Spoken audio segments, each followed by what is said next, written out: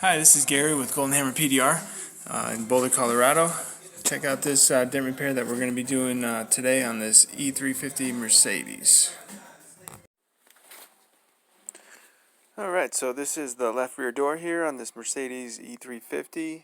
As you can see, there is a few sharp creases, vertical creases that go from the belt molding, that upper molding there, that I've removed down to that top body line. Then there's a few other dings in the panel that we'll go ahead and clean up as well. But that's what we're going to be working with here on this door. And now here is a shot of the end product.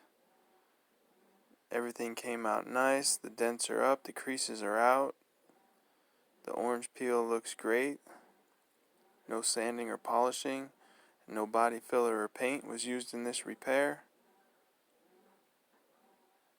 In a second here you'll see just a quick shot, quick pan with no light on it, just in the natural reflection inside my shop. And that's it.